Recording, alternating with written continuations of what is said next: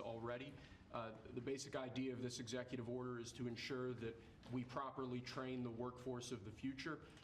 Canada has an election coming up. Do you have a prediction for that, and what do you think the results of with respect to Canada? With the negotiations? Oh, I don't want to predict other nations' elections. It's tough enough doing this one. Look, I love the Canadian people. I like Canada, but it's costing us $200 billion a year to support Canada. $200 billion. And I say, why are we doing that? You know what? We can make our own cars. We have more energy than they do. We have more energy than anybody in the world. We don't need their lumber, obviously. We have more lumber. We have a lot of lumber. We have a lot of everything that they sell us. But in particular cars, they took a large percentage of the car making, and I want to bring it back to this country. I really don't want cars from Canada.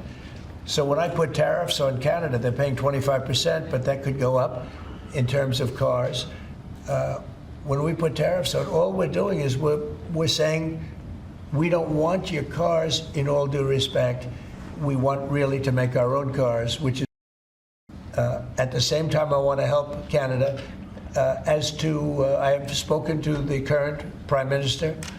He was very, very nice, I will say. Very nice. We had a couple of very nice conversations, very good. But I don't think it's appropriate for me to get involved in their election. To put it bluntly, we want to make our own cars, and we're now equipped to do that. They took a lot of our car business. Mexico, too, took a lot of our car business. We want to make the cars here. I'm running this country. I'm not running Canada.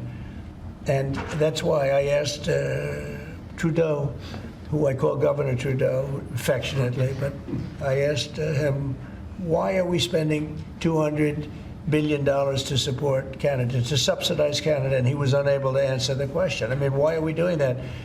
And I have to be honest, as a state, it works great. As a nation, considering the fact that most of the nation, 95% of Canada, what they do is they buy from us, and they sell to us. They sell to us.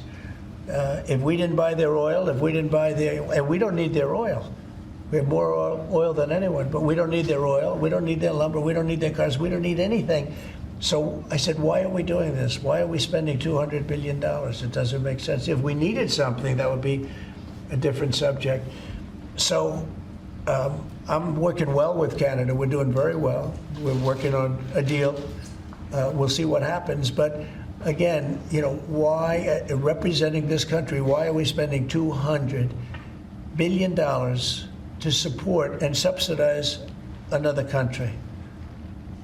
Because if they didn't have us, and if we didn't spend that money, as Trudeau told me, they would cease to exist. He said that to me. They would cease to exist, which is true, certainly as a country. And then on tourism, there's been a steep drop-off in international travel to the United States. It was down 12% last month, down even more from Western Europe. Why do you think that there are fewer people suddenly who want to travel to the United States? Well, there could be a little, there's a little nationalism there, I guess, perhaps. It's not a big deal, but... And our dollar is a little bit on the low side, and that means that a lot of tourism is going to come in. But I could see a little bit nationalism at work, and I can see it likewise with us not wanting to go to certain countries, but that'll work out.